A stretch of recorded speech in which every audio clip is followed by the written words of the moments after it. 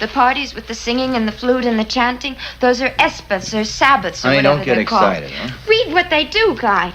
They use blood in their rituals, and the blood that has the most power is baby's blood.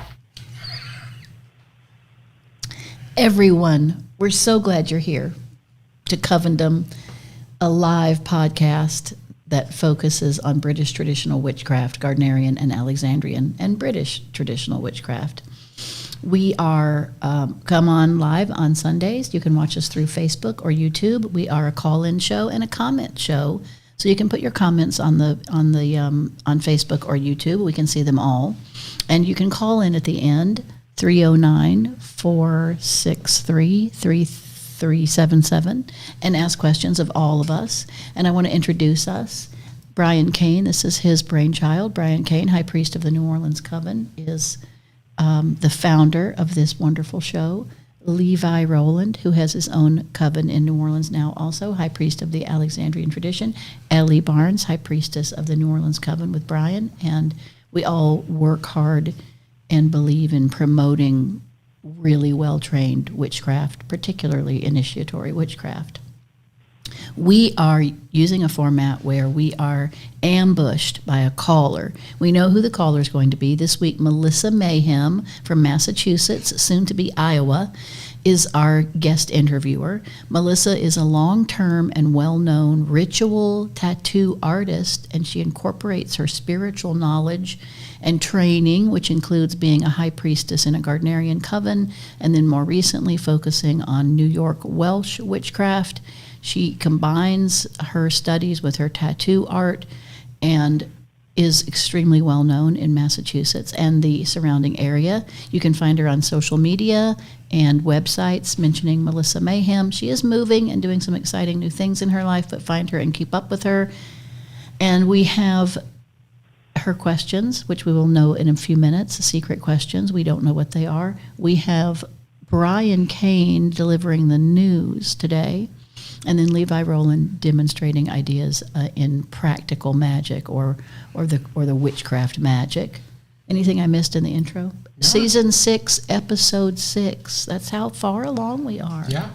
Even if you're watching on Facebook, we would appreciate it if you would go to YouTube and like and subscribe, because that's the archive for the show, really. People don't look up shows on Facebook.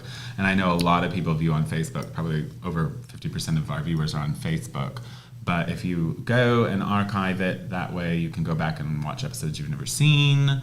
It's easier to find, and a lot of people do watch the show later on YouTube. I find that the active is live on Facebook. Most people watch YouTube later on when they miss the live show. And we're Hex Education on, Hex Education on is YouTube. the page, but if you put in Covendom, it'll come up as well, because there's enough. We've got hundreds of episodes at this point, I guess. And there's a lot of great stuff on Hex Education that you can also peruse, but that way, if you like us and subscribe to us on YouTube, we get credit for all those views. And we can see how we're really impacting people and if we're making a difference in this world, because that's why we're on TV, as my dad calls it. You got to be on TV tonight. I said, yeah, Dad, I'm going on TV. And we have at least one faithful hater that watches every episode and dislikes one dislike for every episode. It's the same person every time. It's a mark of honor. I'm so here for it. You have to have that one hater who wants to let you know that they're watching. Anyway, I just want to give some news. So this kind of broken up in different things. The first thing I'm going to talk about a minute is that it's kind of cool news. And I think this is obviously a project that's gone on more than just recently, but it was sort of recently announced in the Wild Hunt that the first licensed official temple to Zeus in Cyprus has been built and erected. So it was completely created. It's licensed through the government of Cyprus. A completely full-on pagan temple to Zeus. And they have a priesthood, and it looks very cool, and they've actually put effort into it. It's not just a house, it's actually a temple that they have reconstructed. So that's amazing. I've always wanted to go to Cyprus, so that's another reason to go. I've been to Crete, but I've never been to Cyprus, and most people don't know Gerald Gardner was in Cyprus. And had a huge affinity with Aphrodite at one point in time and actually wanted to build a temple to Aphrodite in Cyprus and like resurrect her cult. I mean, he managed to sort of do it in Britain, didn't he? So, Didn't he die it was one of his early in Cyprus? No, on he the died boat? on the sea. yeah. On the sea. Right off the coast of Tunisia. Okay, I forgot. Yeah. He died at sea. But far away. So that was first thing. The second one is kind of just sort of a sad bit of news. I know we've been talking a lot about this, the fact that, in Western civilization, I think particularly us that live in Salem or New Orleans or these magical cities, we live in kind of a bubble and don't realize that the word witch is still a trigger word. And we don't often think about people being persecuted for witchcraft or killed for witchcraft as being something that happened a long time ago, when in fact it's currently happening. And I came across an article that you can look up. There's actually a news segment about it from the BBC, and it's about witchcraft in Kenya, because a lot of it happens in Africa. And we have to really take responsibility for that, because that was modern Western Christian colonization that continues to propagate this idea that witchcraft is evil, even in another culture in which it never really belonged in that context. But there's at least one elderly person who is killed for being a witch in Kenya every week, and often their lands are confiscated. So it's the same old story still repeating itself, that that there's old women who are getting killed by their village and their land is being taken from their family by whatever, whoever wants it, So I think it's important for us to be aware that, when we're talking about witchcraft and promoting it in a positive light, that is actually a voice into the world, that the work that we do can affect people, and educate people, and dispelling myths, I think is very important. So that was kind of a sad bit of news. Now for me to be a little mean and tell everyone off. I don't normally do that. I'm going to be a little bit mean. So this has been something on my mind, and I'm not going to name any names, so I'm going to hopefully not offend anyone, but this is something I actually really believe and I've thought about. So I am going to say the organization. So it's come to my attention that there is an organization called the New Wiccan Church, right? And I've been given a lot of first-hand information about this. And I know people who have had private conversations with one of its leaders, I think the top lady, or whatever her name is. That's fine. I'm not anti there being this, but the idea behind this organization is that they are ordaining people who are initiates of Gardnerian Alexandrian craft, right? I have a problem with that right there. And I don't know that everyone will understand why, but I'm going to tell you. If you want to perform marriages, if you want to, do funerals and have legal ministry things as a priest or priestess, I'm all here for it. But the priesthood of the goddess is above that.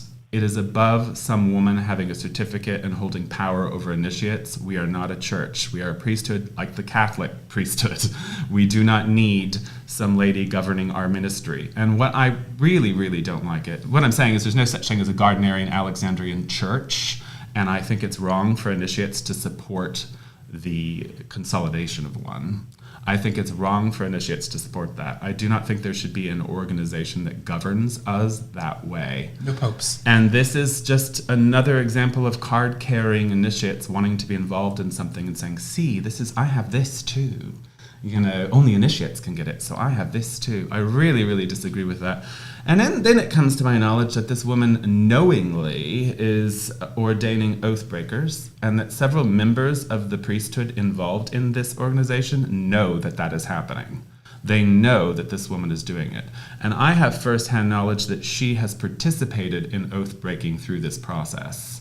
And I'm just going to say, if you even suggest that an initiate should take your private conversation with another initiate to a lawyer, you are an oath breaker.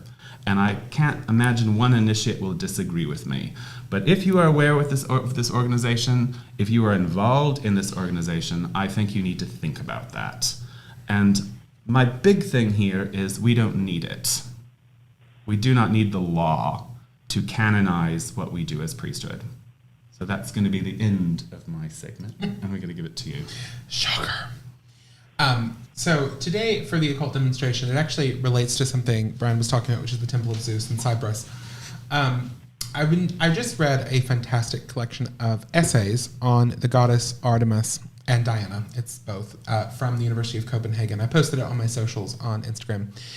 But it really had me thinking about something I could do for sort of advice, I guess you could say, as part of the occult demonstration, something to help you in your magical practice or in your devotional practices. And I write about this in my book, Mother.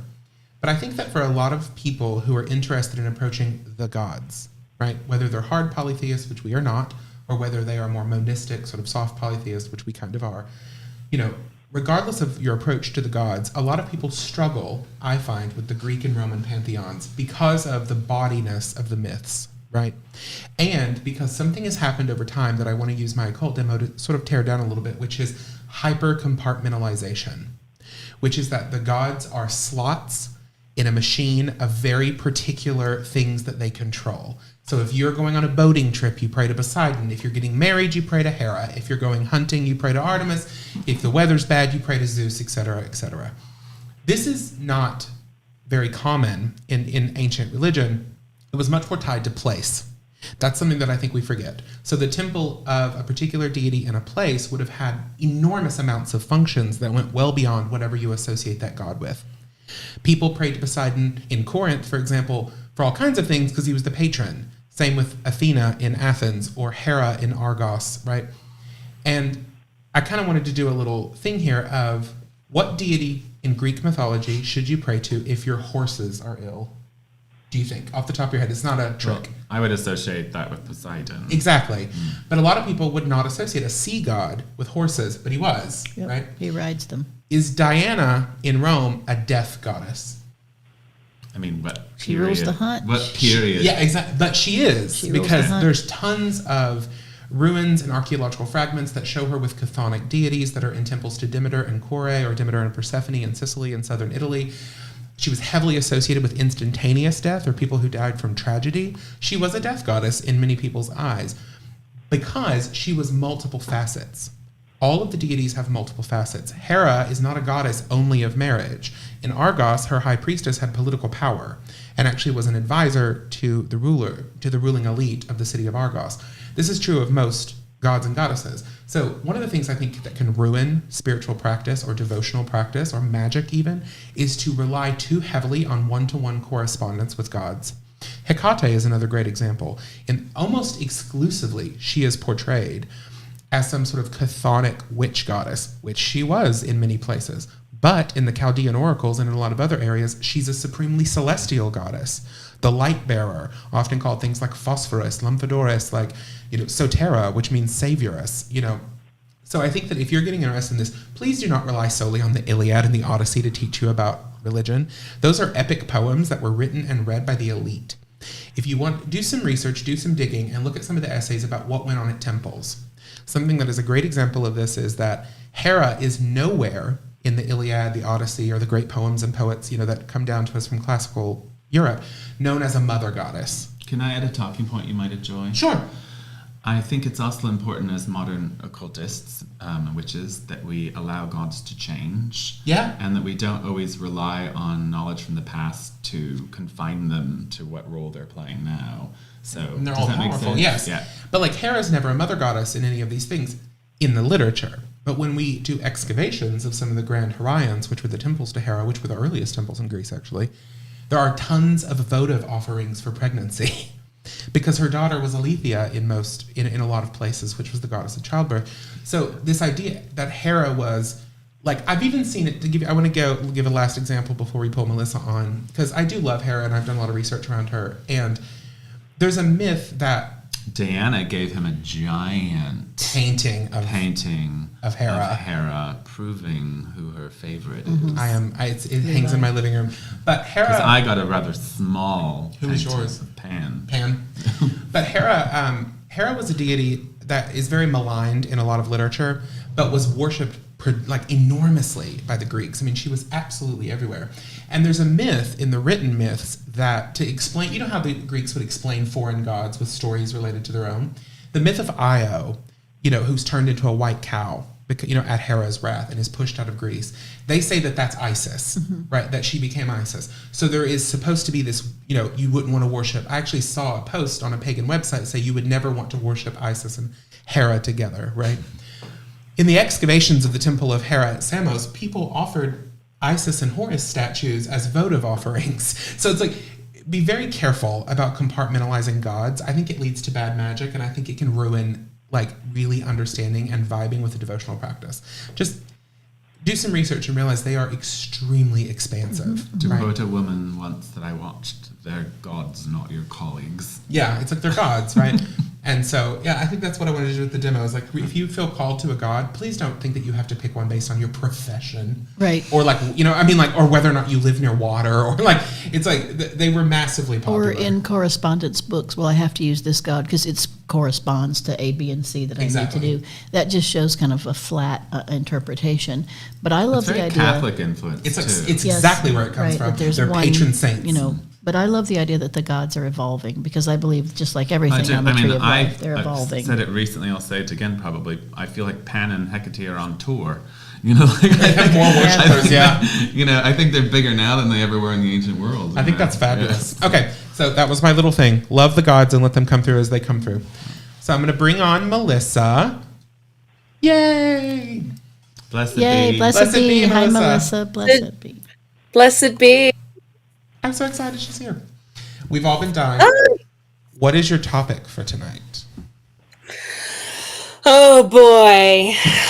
It was really hard to stick to one thing, but I'm going to stick to one thing and then add a little quickie at the end. But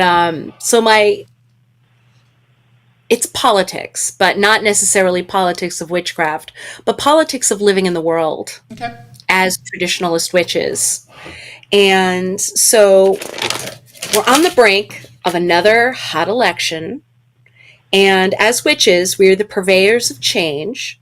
And do you think and believe that it's a witch's duty and responsibility to get out and vote? So you get to pick who you want to answer. You pick our order. We're at your mercy. Oh my God. Let's start with Ellie.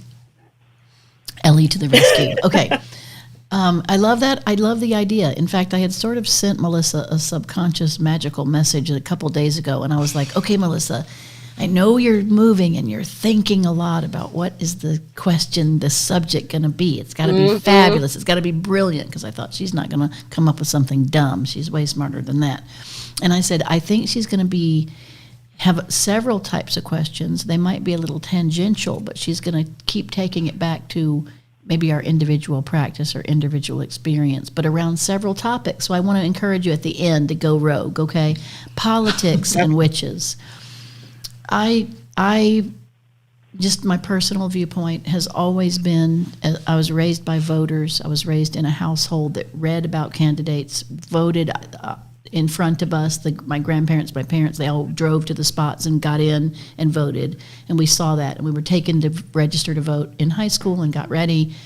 And so I look at voting as just part of our necessary requirements of political action in a democracy, and take it really seriously, and especially would put extra emphasis on voting if I were in a challenged area, too much not in alignment with my own personal politics, or in an area where there were a lot of oppressed people. I would probably try to place more importance on it.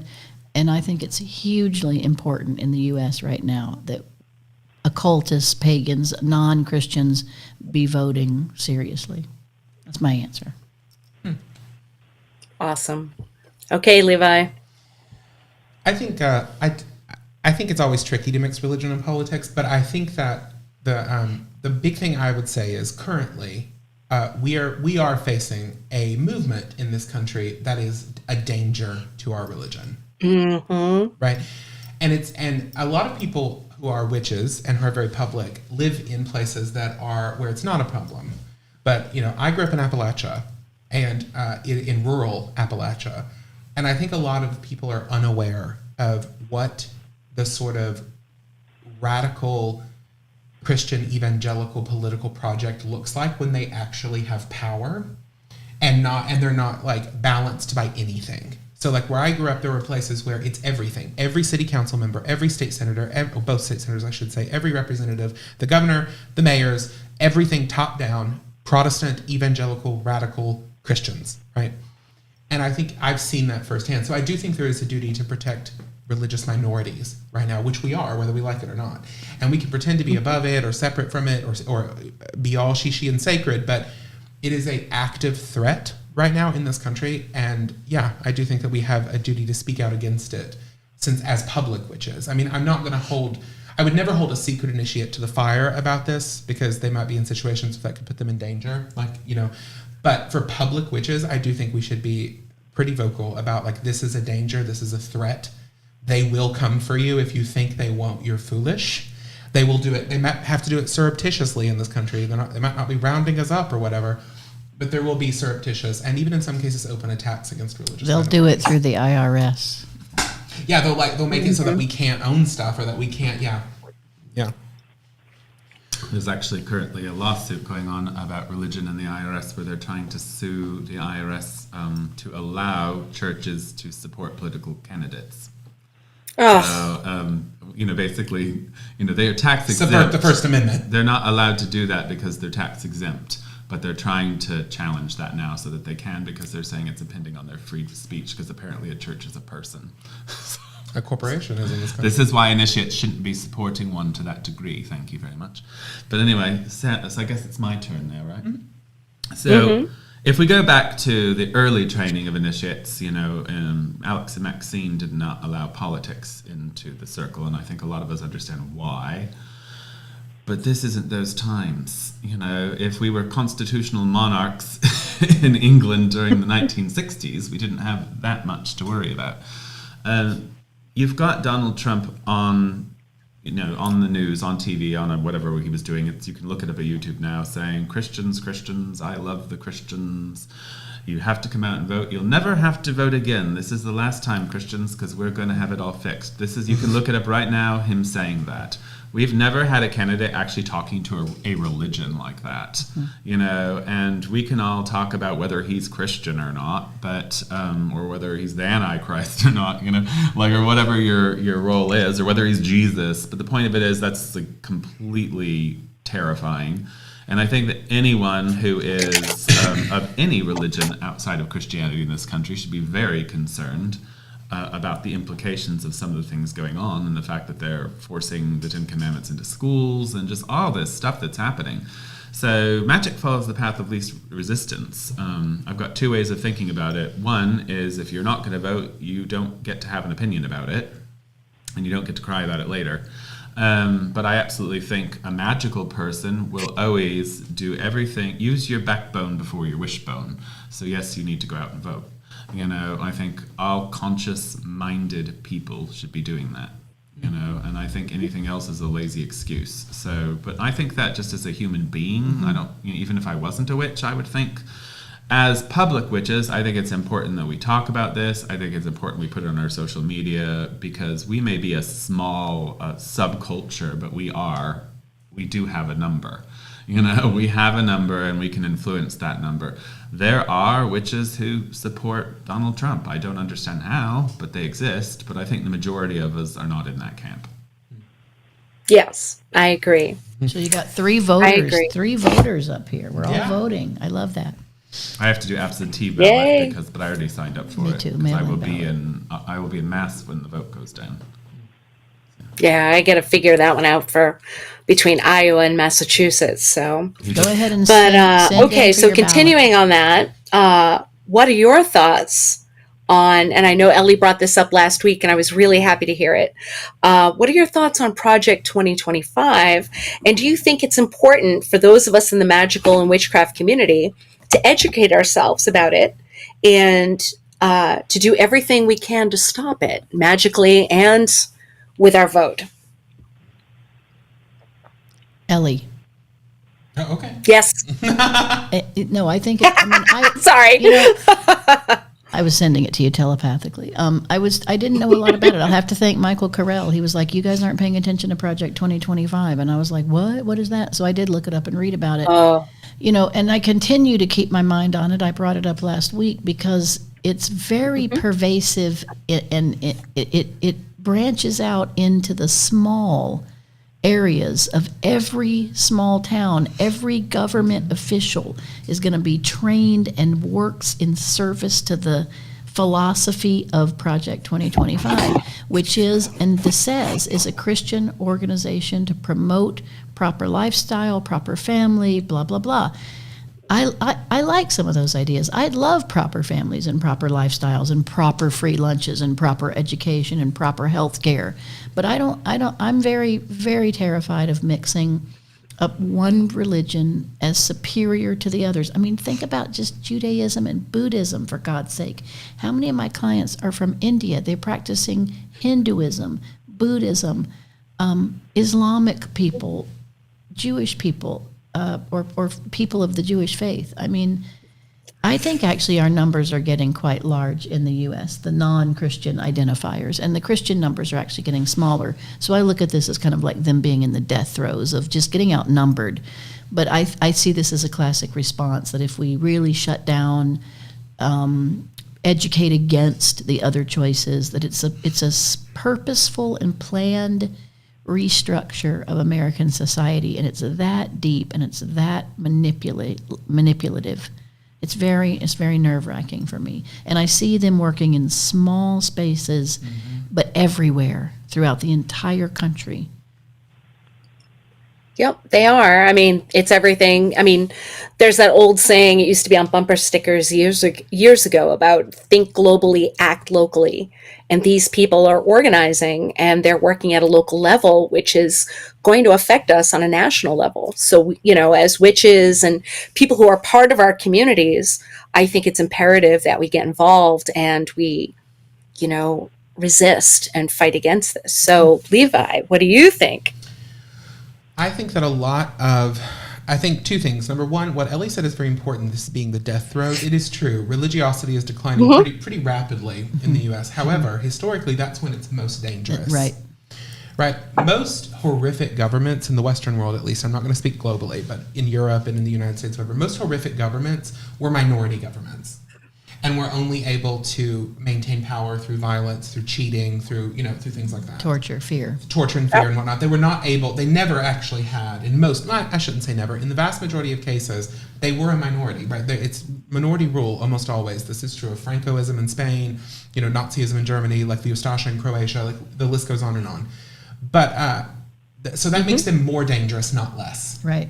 For now. Makes them far more dangerous when when they think that they're cornered, like a cornered animal.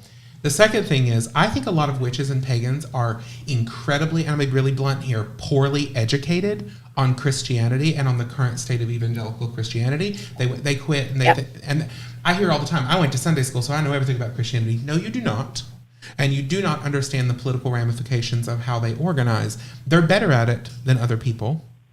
Because they're bred to have blind obedience. It makes them very good at it. I mean, how many of you in the comments, you can let me know, do you know what the Quiverful movement is? Do you know what the Joshua generation is? If you don't, you should, right? Madison, that idiotic senator, from North Carolina is part of the Joshua generation. You could watch tons of documentaries that will try to show you how deep this goes. They are purposefully homeschool educating an entire generation of fanatical evangelicals to be in government. That's what they do. Yep. And they control Senate seats, representative seats, judgeships. They have a lot of power, and they're better at it than we are. And I think part of the problem is that a lot of pagans and witches are just poorly educated on this, and they don't look into Christianity because they hate it. It grosses them out. It makes them think of mommy and daddy or whatever.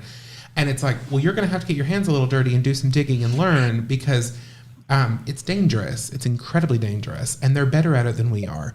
They just are. Yeah. Churches have enormous amounts of money because they're tax exempt. So the amount of money they're able to raise is mind-boggling. And they can do it so fast. And 2,000 years of really strong organized practice, working together to achieve their goals.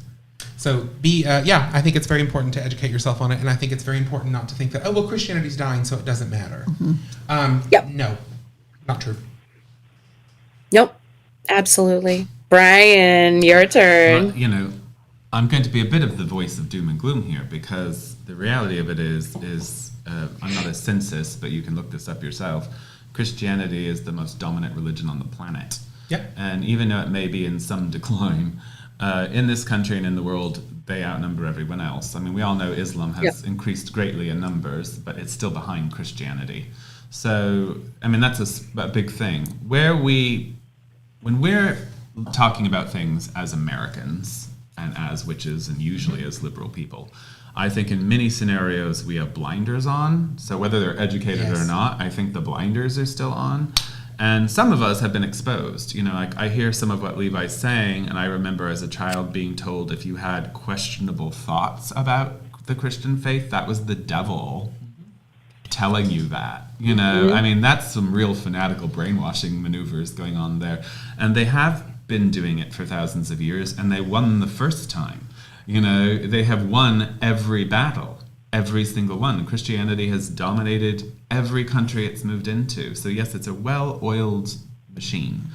Now, what's crazy about this 2025 thing? Am I saying, or is it 2024? 2025. 2025. There was a documentary I watched several years ago. I think you could still find it on Netflix. It's called The Family. I think I'm saying that right. Yep. Excellent. And it preludes all of this conversation. And Trump happened to be involved in this organization, an organization that has its own book. They don't even use the Bible. It's just a book that says Jesus on it. They've taken the bits and the things out of the Bible that they want to focus on and chucked out the rest. They intentionally have the idea of having political people involved in their organization, and they have a philosophy that it's better to have a bad man in politics serving the organization than a good man that doesn't. They actually have that. They also are on record having studied Hitler and how Hitler talks and how the Nazis came to rise to power and finding the virtues of skill there.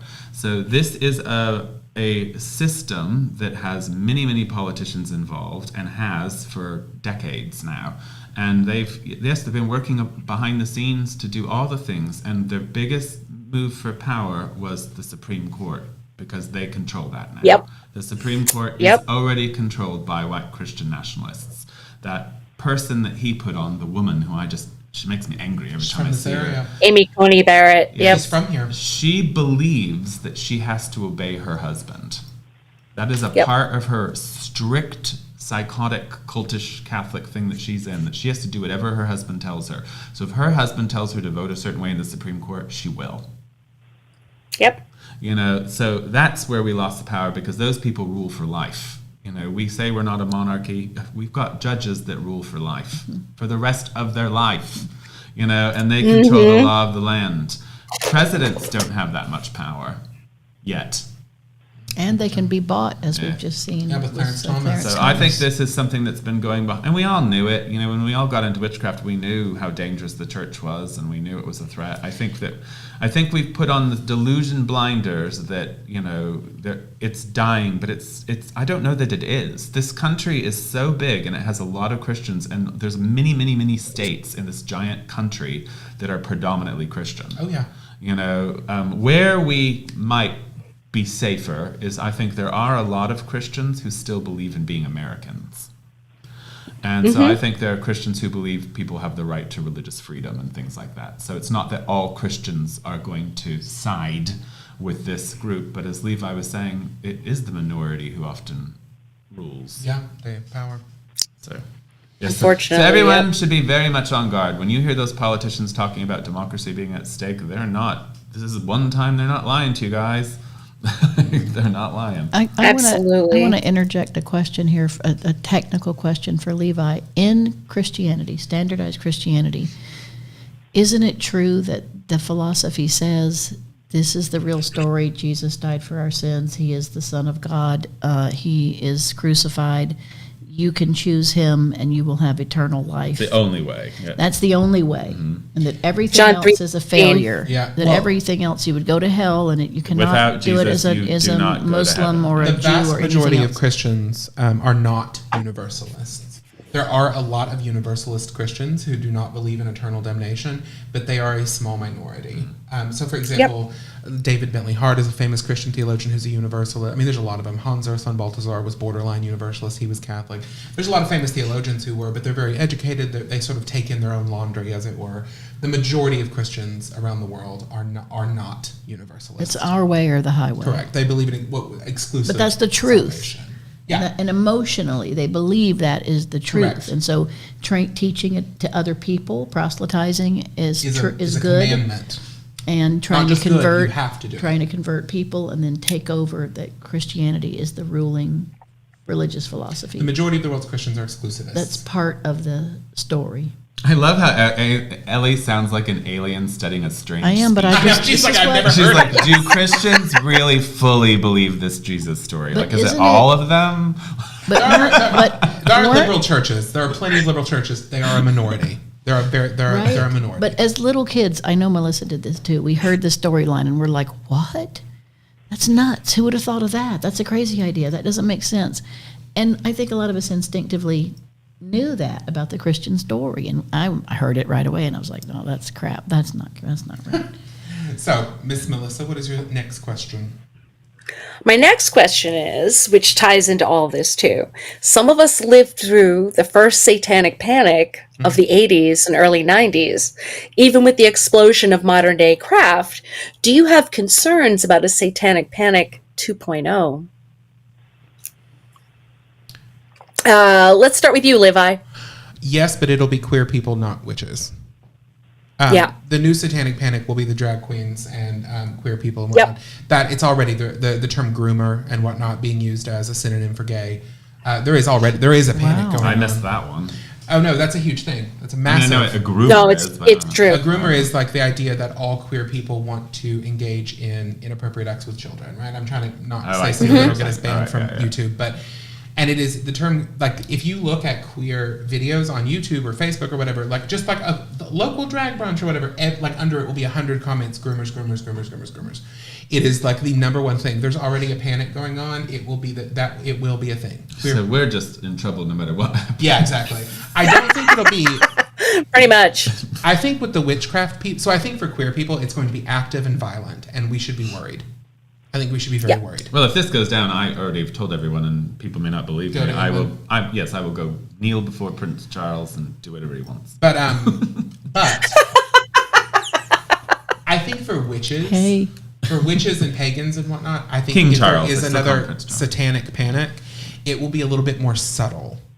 It will be Yeah. like, well, we're protecting people by passing a law that you can't practice divination. We're protecting people by passing a law that you can't sell witchcraft Fraudulent wares because media it's and that, fraudulent and yeah. it's charlatanry and but transubstantiation isn't. It's like it'll be. Yeah, I think exactly. for witches and pagans, I don't think it'll be a satanic panic like before. I think that's going to be queer people, particularly gender nonconforming people. But I think for witches, it's going to be subtle. It's going to be about money as a form of Yeah, control. I agree. What do you think, Ellie? Just from my personal experience, like the difference in living in Pensacola, Florida, which is, still the Bible Belt and conservative, versus living in New Orleans. I wear a pentagram comfortably here every day. I don't ever mind saying I'm a high priestess. I'm in a coven. I practice witchcraft. I'm a psychic professionally all day long. Anywhere, grocery store clerk, on the bus, in the car ride, all that's okay. I know I haven't ridden the bus in a while, but I used to talk about it on the bus. Versus Pensacola, when I go back there to see my family, I do not wear my pentagrams. I don't talk about witchcraft, and I don't make a big deal about my job because it's still a conservative Christian city that, especially because I raised my daughter there and she was in public school, that was the last thing I was going to do was stir that pot. I wanted her to have a normal, peaceful, uneventful political childhood as much as I could. And she still will say, she says, Mom, it's so strange to see you so publicly witchy, and not doing palm readings in secret in your house where you didn't put a sign out or let people know you were doing readings. And I'm like, well, I just didn't want to jeopardize my comfort level. And I really still believe that my comfort level is reduced in Pensacola, because it is still conservative, strongly Republican now, strong Trump supporting town, and all that goes along with that. One of the most important and I'm sad conservative about Bible it. colleges is in Pensacola. It is. They trained a lot of famous televangelists. I'm sad about it, but it's real. And I just want to go back to what Brian and Levi are saying too. It's not just in our minds. It's real, subtle dislike for you in the grocery store line. Yeah. Like I'm imagining in the 50s and 60s when you were black in the South, and people would look at you like, "What are you doing in this grocery store line? You can't be next to me." I'm sad. I'm super heartbroken to think that's still true, but it's true in a lot of places, I think. Okay, number one, I answered that. Okay.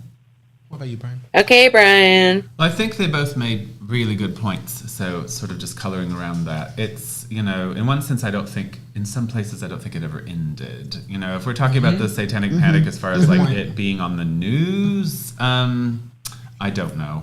Am I afraid of it? Yes. But I don't think we're the number one priority. However, I could be wrong because they are aware of us.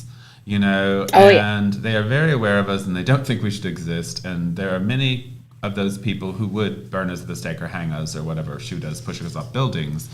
And yes, they do lump gays and Jews and witches all together, just like they did, back in the Inquisition. Roma people. So when you're talking about fanatical Abrahamic religions, the blood cults,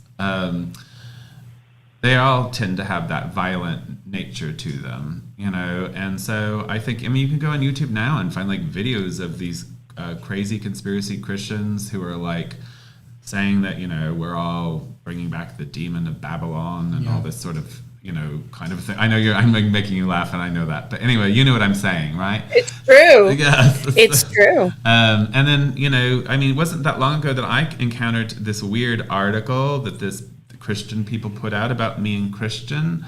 We were all in the Illuminati. Christian and I were students of Laurie Cabot, and we had done a satanic parade in Salem that ended with a symbolic ritual sacrifice. And there's people who will read this and believe it and really be scared. We always have it not far from our minds in Salem that when does the shooter come?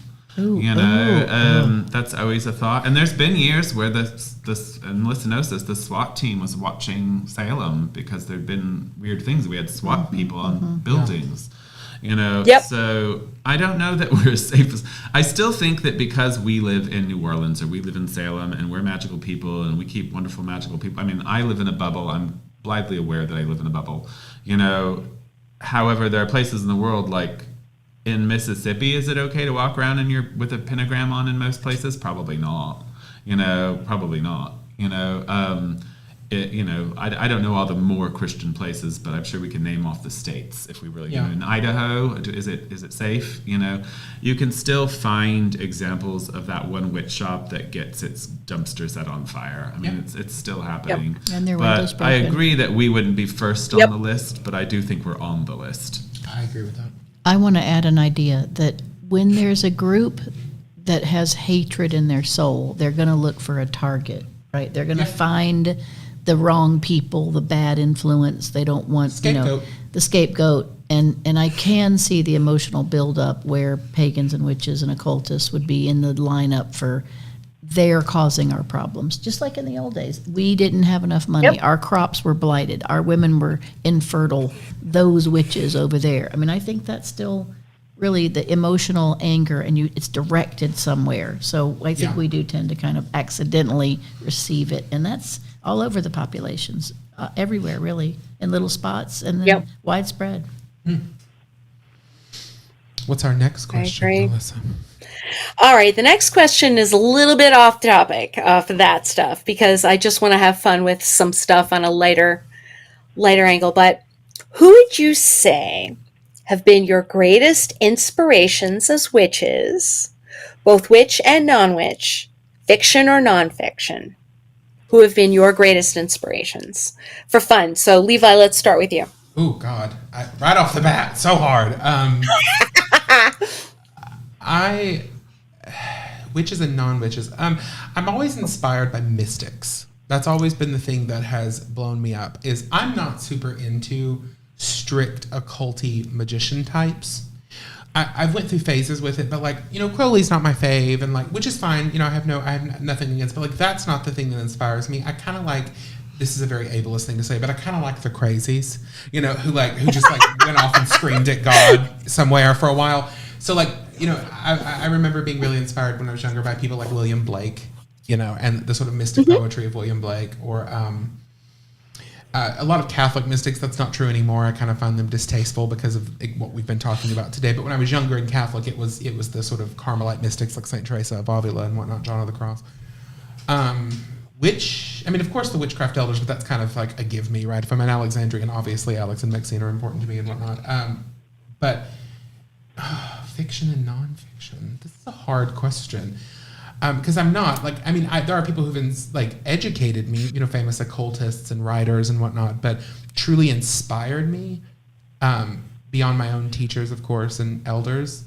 I think it's the mystics in multiple, you know, Abhinavagupta in Tantra in India, Teresa of Avila, William Blake, Jakob Burma. That field's just getting closer, Levi. It's like, I kind of am inspired by that. And I will say, this is my last thing I'll say. Nothing, if I'm in a funk about my own practice, or if nothing will pull me into it quicker than reading a good account of the mystery cults. That's a collective, it's not a singular witch, but nothing will put me more in the mood to have a good circle than reading about Eleusis, Samothrace, Hecate and Aegina, like, you know, it's like, or the cult of Isis in Rome, or, you know, Apuleius' Metamorphosis and all that. Like, nothing will get me quicker than. So the mystery cults, historically, all those mystery cults, those are my fave. Awesome. And the mystics. All right, Brian, your turn. Oh, I'm sorry. If Levi, you're not done. I'm done. Are you done? Okay, Brian. I guess I have to say, really, it was the elders, because obviously they've been living people, you know, some of whom no one would know who they are, but when I was 15 years old and started reading books on witchcraft, I had a used bookstore, and I've told this story before, and to this day I think about this sometimes and wonder how, why, you know. And this used bookstore, a regular used bookstore, had a big occult section, and it had all of the out-of-print books by the elders that were not even being sold at that time, and I just kept buying them there. My Mastering Witchcraft is from there.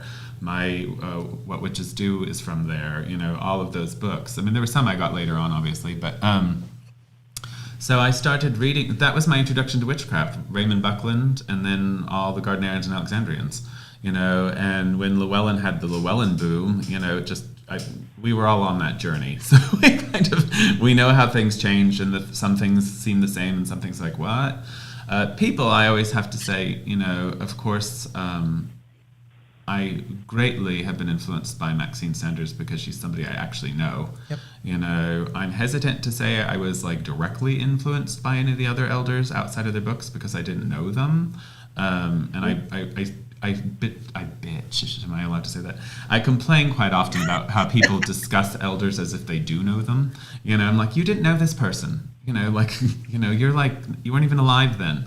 You know, we can all have our opinions, but I don't like to make proclamations about people I didn't know. So I don't even know if I would have liked Alexander's. I have no idea.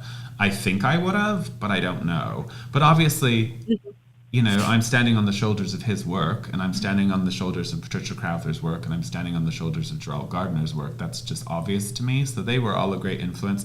I think Doreen Vente's poetry was really inspiring for me, just the public stuff even, you know, and I just loved, she was kind of a muse to me, and I never got to meet her, obviously, but I did get to meet John Payne, and I actually said to him, oh, you're John Payne, because I was looking at him thinking, and I thought he was one of Christian's groupies. He's standing here in the store, and I'm like, do I know you? Did I meet you in Salem? And he's like, I'm John Payne, Doreen Vente's last acting high priest. I was like, oh, yes, I know who you are. I love Doreen Vente, and I never got to meet her. I guess you're as close as it gets. Can I get a picture?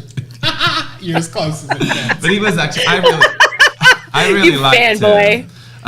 But first and foremost, I think the most influential person for me was Val Hughes, who was, you know, I've been blessed with a lot of teachers and elders, but she was my Yoda, you know, and she was the dream teacher that I always wanted, and my friend. You know, so I've been very blessed. I think we've all been very blessed to have these people in our lives. But it's the people that I really know, and I guess the books that I read, right? So fictitiously, I always liked Bell, Book and Candle. I think Kim Novak exuded, I don't remember her name in the show right now, but a movie. But she always exuded my idea of, if I was a female witch, what I would want to look like, manipulating unsuspecting men with my love spells. She had that perfect bra, Yes. that pointed titty bra. and Trump hates her. Can Love I, that. real quick, Brian, this is so funny, that you're talking about the poetry of Doreen Valiente. Inspiring you. I don't mean to, I'll pass it quick, I promise. But there is, if any of you like watch reels on Instagram or Facebook or TikTok or whatever, there's this trend of like using a clip from the Spanish dubbed version of Charmed that is escucha las palabras de las brujas, los secretos, etc. That is a Spanish translation of what they say in the actual Charmed. And do you know what it is? It's the Witches' Creed by Doreen Valiente, which is what they say in Charmed. They say, "Hear now the words of the witches, the secrets we hid in the dark." Like, But it's in Spanish? Yes, because it became a meme where people would like show them doing witchcraft using that as the background noise. But it is a Spanish dub of Charmed, and Charmed is a rewritten version of Doreen Valiente's Witch's Creed. Yeah. So it's just like fun. But I cut off Ellie. Ellie, you go. That's your We need that as a button.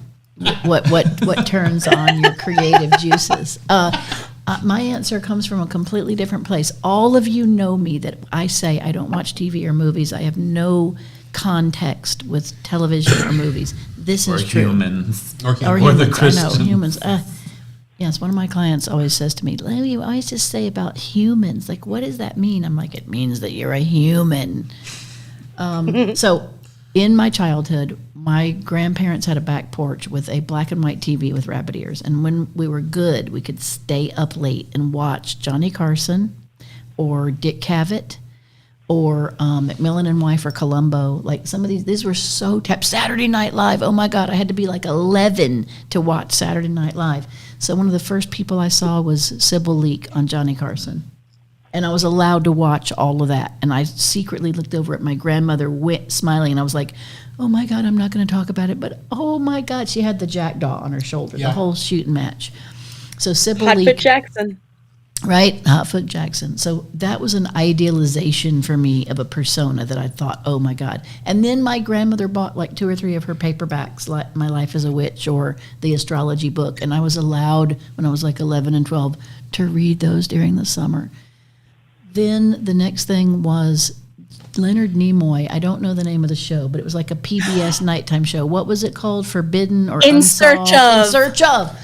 So he Yes. went over those topics that we were like, I was allowed to watch that show at night too. UFOs and Stonehenge and Easter Island and witches' circles. And oh my God, I love that. So Leonard Nimoy is a witch fantasy person for me. Yep. You just hear the voice. Oh man. And then so today, of course, is the elders that I've read and studied about, including Gardner and Maxine and Alex and Cochrane and all the other like older generation witches. But let's see, I had one more idea from TV. Not Charmed and all that stuff today because I don't watch TV or movies. Yep. So it was going to be Sybil Leek, Spock.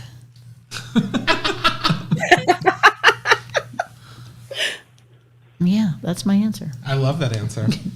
Different than I normally say. That's great. Those are pretty much my questions. I hope that that's not too few. No, it's perfect. I wanted to touch upon things that are current, that are important to the witchcraft community and to witches, because these are real life things that are going to affect us. And then I wanted to end on a fun thing, because fiction and nonfiction witches are all very important to us in our formation as witches and our growth and who we are today and what we do. So. Maybe we should turn it around on you that way before we do the comments or call-ins. But I did think of one fictional one. Does anybody remember in the maybe late 90s, early 2000s, there was a made-for-TV miniseries about Merlin with Sam Neill as Merlin and Miranda Richardson as Queen Mab. Yes, I remember. Oh, I remember that. And Isabella Rossellini as Nimue. No, And then Helena Bonham Carter as Morgan Le Fay. it wasn't my No favorite, way. but I remember. It's a terrible, like, made-for-TV miniseries. But Yes.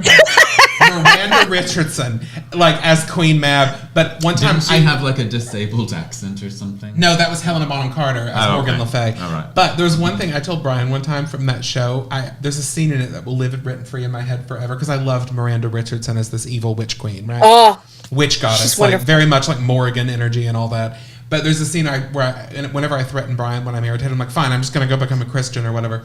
There's a scene in that where Miranda Richardson... It's much worse than that in private conversations. But there's a scene where Miranda Richardson is talking to a pagan who's converted, and she just goes, so it's true. You have become a Christian. And it's like... so it's like my new... I just keep that in my mind. But I think young gay men are always fascinated by witch queens. If you actually became a Christian, that's probably how I would sound. That'd be as soon as the phone opens. So it's true, Levi. You've become a Christian. But, it wouldn't be the phone. It'd be standing over your bed with a sickle. It's true. I'd say we can't let this priest go completely to waste. No. But what about you, Mulysa? Who are your inspirations, real and fictional? my inspirations have been Doreen Valiente, number one, because I think she was extremely instrumental in creating the Gardnerian craft. If it wasn't for Doreen, we wouldn't have a lot of the liturgy we have and a lot of the, the well-honed rituals I think that we have. And then fictional is Eglantine Price, who I love from Bedknobs and Broomsticks. When I first saw Bedknobs and Broomsticks as a child, I was just bowled over. I was like, oh my God, I want to be her. And I am her in a sense, in a weird way.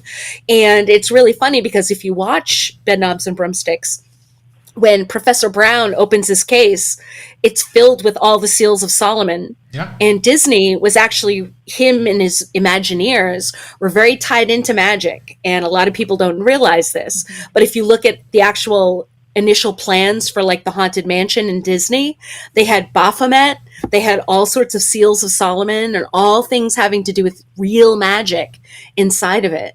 So it's, I mean, it's just one of my little things. Would any of us be shocked if Disney is secretly like some sort of a cult? No. Like just devil cult. They are. Nobody would be surprised. I always thought they were a secret occult society. No, All I know is They they're not are. Alexandrian because I finally got to go and me and Sin Mulysa were trying to find alcohol and the lady told us there is no alcohol in the magical kingdom. And I said, well, it's not very magical, is it? Yeah. Oh, no, there is now. Yeah, you can get... They have it now. Oh, they changed. Oh, changed. Okay, They've changed. I want to let everybody know, I see your comments. If you have a question and you want to call in, it's 309-463-3377 or just 309-GODDESS. All praise be. Oh, you weren't going to let me do it this time. Oh, did you want to do it? No. Oh, the voice, sorry. But you can can do also, it. if Come on, you're... give it a try. I'm not going to do the sex line voice. You try it. Hello. We're so excited and pleased to hear from you tonight that you might possibly be excited enough to call us. Please. Makes me unsettled. 309 463 3377. I think she chumps me on that one. But you can Am I that also- boring? You are not boring. No, we you are love many that. things, No, Mulysa no. Mayhem, but you are not So, boring. Melissa, you're now joining the panel for the questions from the audience, Yeah. whether they are brave enough to call in and prove to me the phones are working, or if you want to put it in chat, Levi will read it to us, all the questions, because he sometimes tries to hide them from me because he doesn't want me to answer some things. That's true. And I don't have glasses on. Because I have I find limits. this out later when I'm like, why didn't you? I didn't want you to talk about that. I have limits, everybody. I have to go home, and I can't let the anxiety get too high. So yes, sometimes I'm like, we just go scroll right past that controversial nonsense. Oh, let me go through though. I've been bad about keeping up with them, but yes. We love to hear from the ambush interview. If you with them. call in, he can't hide the question. No, and I love that for Melissa because He I'm might not excited to see answer what the she's going to phone, say. but he can. Oh, and if you do call in, please make sure to do the screening thing. It's it'll just ask you. It's a small recording, and then make sure to turn the show off in the background. I always forget to say. We've that. only had one call that seemed like a prank, but I don't think it was really a prank. I think they were just meant to. Yeah. I thought maybe it was, but yeah. 463-3377. Okay, so I'm going to borrow a question from Lillian. I'm going to reword it. But so we talked about fictional witches and whatnot, and also real elders and whatnot. But is there a type of music that has like spoken to you, or a form of art that's spoken to you in your practice or been inspirational for who you do? Let's let Mulysa go first. Yep, Mulysa. Yeah. Oh my God, inspirational music. Or like musicians Yeah. in particular. Tool, which might sound ridiculous to some, and I know that people aren't really into prog rock and everything, but Tool has been extremely instrumental in a lot of my magical workings. They actually are magicians, every single one of the guys in the band, whether they admit to it or not. We'll say one of them has. And a lot of their music is extremely magical, and it's a formula that's put together, especially their album Lateralis, which I've used for a lot of my magical ritual. Peter Gabriel, he's another magician. Dead Can Dance, of course. But art, tattooing. Tattooing is one of the most sacred and magical forms of art you can do, because it's, oh my God, it's the sort of reclamation or reclaiming of your own body and doing to your body things that your parents couldn't do. So you're sort of taking this sort of sovereignty over your body and changing it in a way that, you know, your parents created you, but now you're able to recreate yourself. So that's what I Tool and think tattoos. of it as far as music and tattooing. I kind of love that. What about you, Brian? Any particular musicians or artists? Mine's going to be really sad, because the one that comes to my mind really is, obviously I really love music, but when it comes to like witchy stuff, now there's other stuff there, because now I've been exposed to certain things, certain ritual music. Like there's a ritual music Val introduced me to that Christian rolls his eyes every time I want to play it, because he's like, I hate it so much. You know, but I think it's a great ritual music. But the one that really is like my woo one is Lorraine McKennitt, The Visit. Yeah, The Visit, Lorraine McKennitt, of course. Probably because I was like a teenager when I'm dating myself. I was a teenager and very into witchcraft teenager at that time, and that was very popular. Yes. And so we would use it in our rituals quite a lot. So even to this day, when I hear that, I could just go into ritual mode. I mean, Homegirl was the musician for every Wiccan in America for like decades. What about you, Ellie? I'm choosing completely different things. In music, in the old days. No, that was later. Sorry. The old days were Pink Floyd, Jimi Hendrix, and Led Zeppelin. That was my repertoire for the old days. Then later in life, because I was kind of a metalhead person and I started listening to Rage Against the Machine, some people said, well, did you listen to Pantera or Metallica? And I was like, no, I don't think so. I was pregnant during that time. And I listened to Barney. But then later I was like, when I heard Pantera, I was like, oh my God. Yes. This is like my soul metal. And then more Metallica. And I was like, it's hard to picture Ellie as metal, but we know the truth. I know. So truth, today, I'm like, just working privately, I will just put on some Pantera and just cast that circle like nobody's business. Yes. And then you know what else? I've tried to expand today into lots more drumming music and ethnic. Harriet says, don't say ethnic. Culturally diverse music. Like Native American or Roma or even Hungarian, like just the folk traditions have been interesting to try to understand. Is that a bad phrase now? Ethnic music, is that bad? She said you shouldn't say ethnic. Like I said at the thrift store, I said, Harriet, she's going to bust me. Harriet, look at all these great ethnic outfits. She said, Mom. Well, that's different than ethnic music. Don't say ethnic. And I'm like, oh, what's wrong with that? She goes, no, culturally diverse clothing. I was like, okay. So Tool, Lorena McKennitt, and Pantera. Pantera, yeah. That is a playlist from hell. We'll have to mix them in one ritual now. And art, like God, all the great art, all the great old art. Like who did Molly Hatchet's cover? Frank Frazetta. Frank Frazetta. Yeah, that's some of the early occult art for me. The Lady of the Big Bums. Yeah, and then I love the Egyptian paintings too, and the tomb paintings. But there's a lot of good art out there. I forgot about art. Yeah. You know, I'm just going to say it real quick. There's a wonderful YouTube video, and I wish I could remember what it was called. It's about the son of a painter who his whole life he painted a witch. I can't remember what it's called right now, but if you look for painting and witchcraft on there, you might find that there's 2 parts to it. But it just reminds one of how much knowledge about witchcraft is in art. Yeah. You know, perfect example is you'll often hear, even by some initiates, Gerald Gardner invented nudity for witchcraft. Yet, we have hundreds of years of art depictions Woodcuts, of yeah. naked witches, as well as, let's not even get into talking about the classical gods. You know, they had a few boobies showing. So, anyway, so I think art is enormously important. I can't think of a particular artist that I really like. Rosalind Norton, but I just there's something about her art that really just resonates with me. Really raw, powerful, I did sexy. I did my last occult demo for the show was about art. It was like occult artists Yes. in the 20th century. So it was like Hilma af Klint and the Transcendentalist painters and Rosalind Norton, of course, in Australia. But there's an enormous. I mean, that would be a explosion. cool tattoo if I got one of the Rosalind Norton ones on me, but I don't know how hard that would You be. could. I have Would be the a reason I her don't get more pan. tattoos. All me. I have commitment issues with tattoos. That's my problem. So I think about them and like, do I want this in my body forever? Y'all, I her don't know. pan with those elf ears and that sleek penis, that was a fine. But I am a pretty yeah. You know it, unused Mulysa. You can canvas. see it in your mind. So I don't have any. I've got one little tattoo. That's it. I think musically, though, for me, I think my generation's Lorena McKenna is Florence and the Machine. I think that's that sort of like Yes. ethereal fae, like except it's basically Lorena McKenna if she was more honest about her PTSD. Like that's kind of Florence. I and the asked Machine. Shelby if he would get upset if I got bats on my neck. Oh, because Shelby got the bats. I had listened to a song at work, which we have, a satellite playlist, and I said, "Oh my God, I love this song. This is one of my favorites." Like, I don't know who it is. So then the next song that comes on, I'm like, "Oh, I love this one too. This is one of my favorites." So by song 4, I'm like, "Wow, this is really lucky for me. I'm digging these songs." And I go up to Daniel, sweet Daniel, I love him. And he goes, "Ellie, this is Florence and the Machine, Yeah. and you like every one of these songs by this woman, by this band." And I was like, "I do?"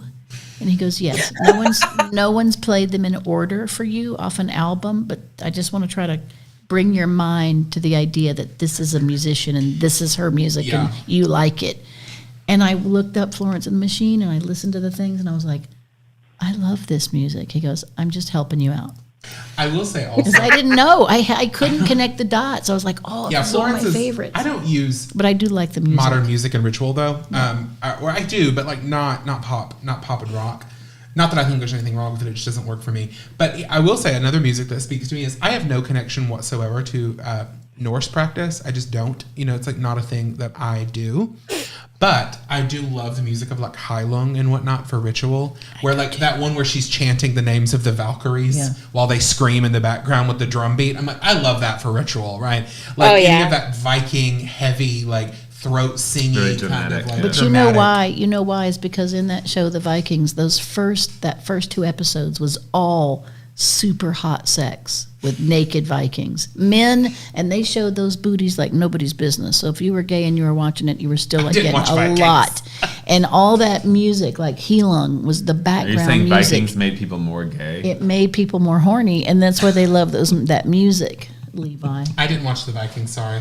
still in your subconscious from the collective unconscious. It's in there anyway. Levi. Is it Young is determining that I like Viking booty, Melissa? That's I don't why- think that's why true. we like that music. No, I'm not really into the giant of the burly, but Those guys did those butt lifts with the weights on their hips. Oh, they definitely lifted weights. Yeah. damn did those.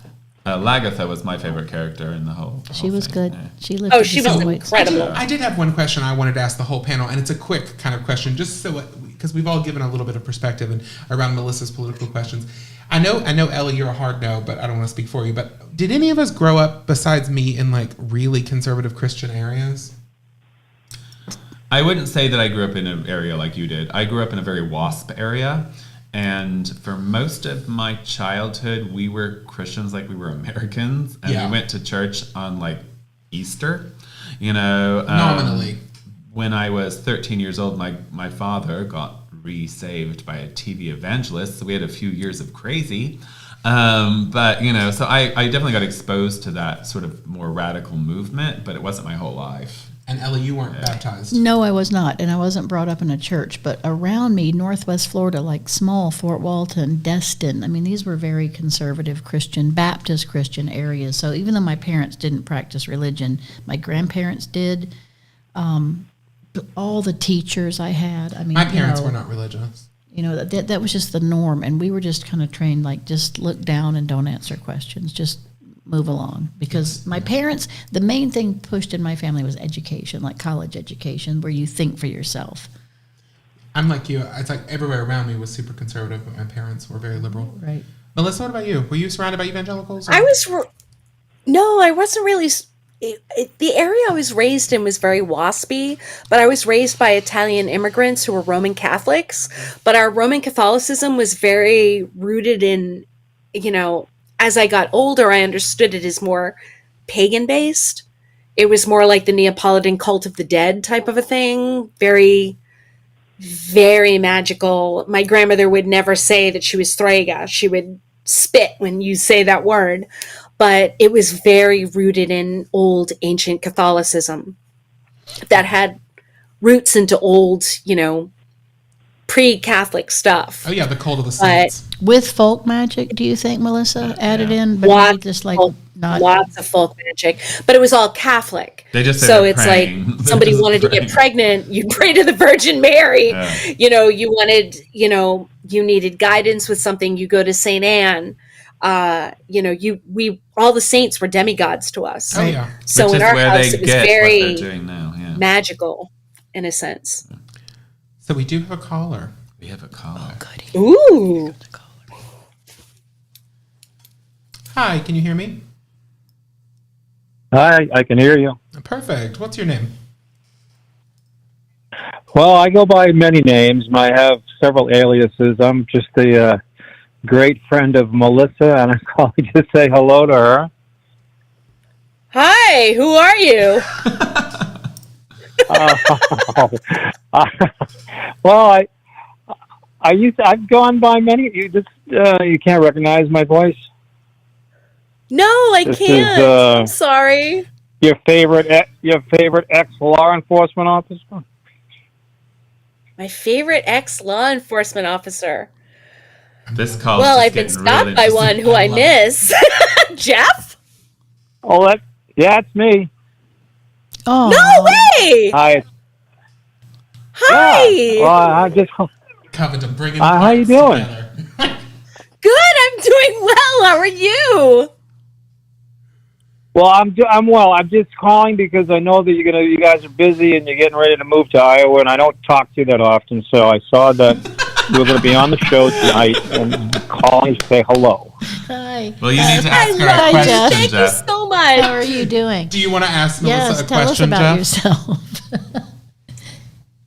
Ask her a question. Do you want to? Oh, boy. Yes, about witchcraft and the law. Or witchcraft. Witchcraft. I in 20 years in law enforcement, I never really got.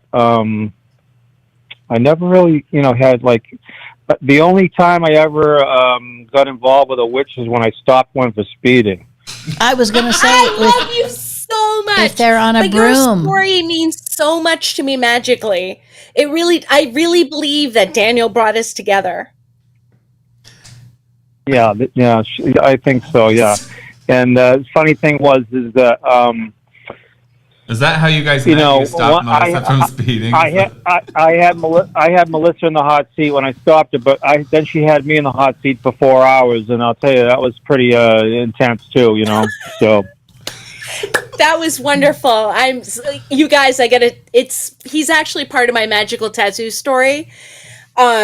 His son got tattooed at our shop back when I worked in another person's shop.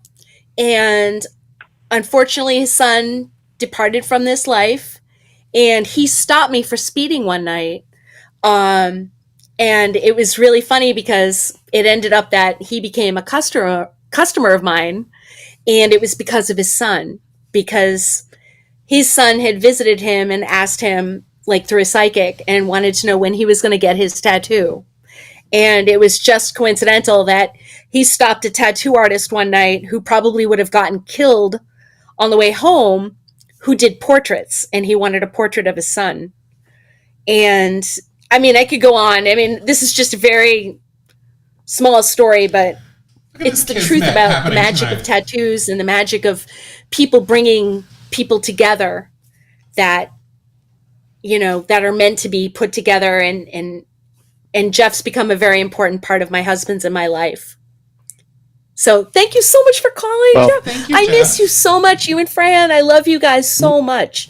You guys mean so much to me. Well- And it's just incredible that the fates put you in my place to stop me that night. Because I was rushing home to get to Well, my now- husband and save my life. Well, And, now we have a reason to go to Iowa. ah, Now, yes! now we have. You must come visit us.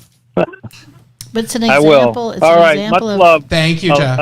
And great show, guys. Thank you. Thank you. Thank you so much, Jeff. I love you. It's great synchronicity, Covendom, witchcraft bringing synchronicity. hearts together. Right? No, It really. is.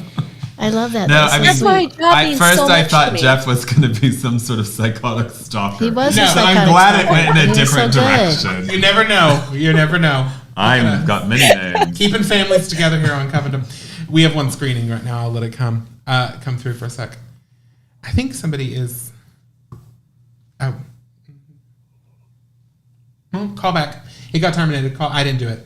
They hung up. But call back. Feel free. We love to hear your voice. Try again. Try again. Whoever was trying to call, it got bumped off, so go ahead and call back. Yeah, they might have been. I think they might have done it while Jeff was on the phone. Oh, could be. That was a fun call. I love that. No, There we but I go. do think it's I synchronicity. love him.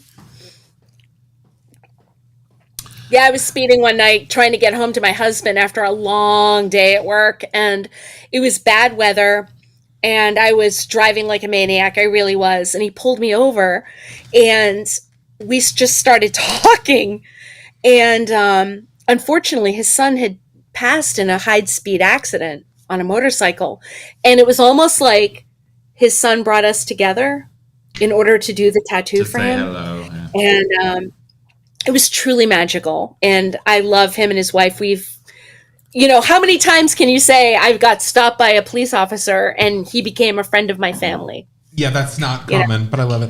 I think to the person calling, if you're watching, I think you're trying to skip the screener. You can't. That's what's happening. You do have to do the screener. So that's probably what's happening. We're not going to tell anyone who you are. No, I It's promise. just so that we know we're not getting rando weird calls. We're not going to tell your wife you called in About witchcraft. about Leonard Nimoy in search of. I love that.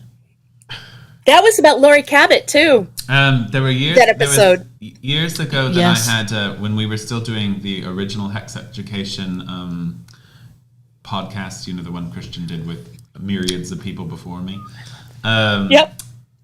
We had a caller. We had a Jane Harper, who was a California line Gardnerian high priestess, on the show, and we just had random Gardnerians calling to basically say she was Chthonian, or not Chthonian, but what is it they say? Protean.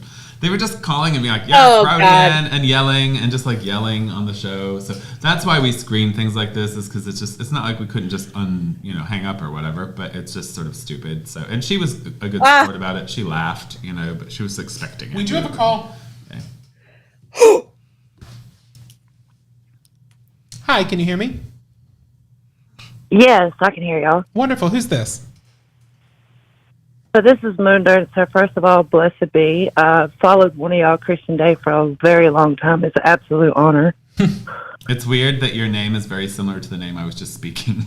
I know your name showed up on the caller ID, and Brian was like, "Oh my it's god!" so close to what it's like. I'm not going to say what your name is, but it's literally so close to what I said just now that it's kind of eerie. Anyway, Absolutely. What's your question for us tonight? Psychic ability. So I've seen a lot of people, a lot of our elders talking about Gen Z and the millennials taking over as elders, and how I mean, some we of have our to die elders eventually. Levi's holding his breath. Okay, so Gen Z millennials, yes.